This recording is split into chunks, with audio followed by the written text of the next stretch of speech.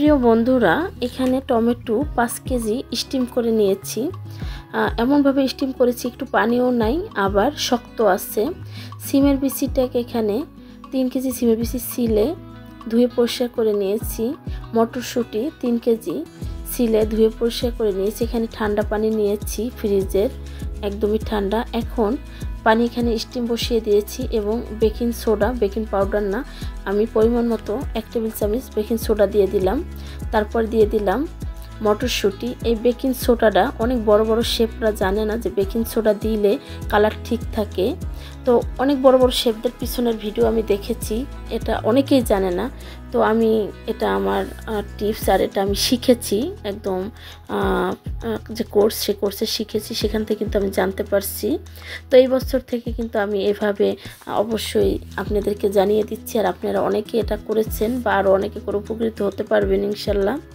তো আমি সেমভাবে মটরশুঁটিটাকেও আমি বয়েল করে তারপর ঠান্ডা পানিতে ভিজিয়ে ঠান্ডা করতে দিয়ে দিয়েছি অলরেডি। আর এখন যে টমেটো দেখাচ্ছি, আমি প্রচুর টমেটো কিন্তু ফ্রিজ করেছি, আমি দেখাতে পারিনি। আস্তে আস্তে যে টমেটোগুলা যখন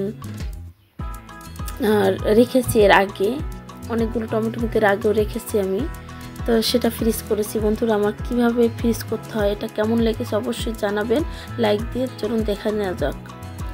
এখানে সিমের বিচি নিয়ে এসেছি আরও। তো সিমের বিচি, মটরশুঁটি, কাঁচামরিচ এবং টমেটো তো অলরেডি আমি ধুতে নিয়ে গেছি অনেকগুলো। আর এগুলো আমি সস বানাবো, যার জন্য এখানে রেখেছি এই কয়টা।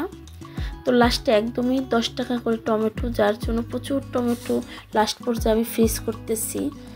এগুলো ধুয়ে এখন ফ্রিজ করে নেব।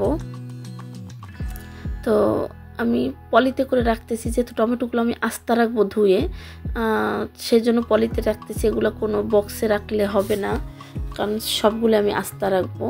প্রায় আমি টমেটো 10 কেজির মতনই এভাবে আস্তাই রাখবো। আমার ফ্রিজে জায়গা আছে অনেক, যার জন্য আমি রাখতেছি। আপনারা চাইলে কেটে রাখতে পারেন, এই জন্য আমি আস্তা রাখতেছি।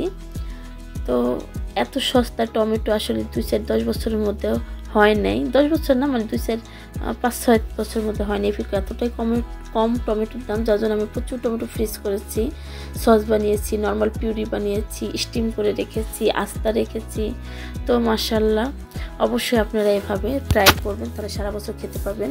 তো সেটা ফ্রিজ করার পর আরও কিন্তু 15 কেজি টমেটো নিয়ে আসা হয়েছে। তো এটা পরের দিনের ভিডিও। এখন এগুলো আমি ফ্রিজ করব, কিন্তু অফ ক্যামেরায় করতে হবে, তো আমার ভিডিওটা করা হয়ে গেছে।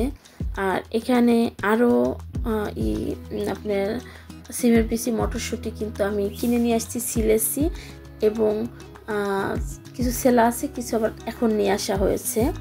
তো এগুলো আমি সিলে সেম প্রসেসিংয়ে আমি স্টিম করে নেব।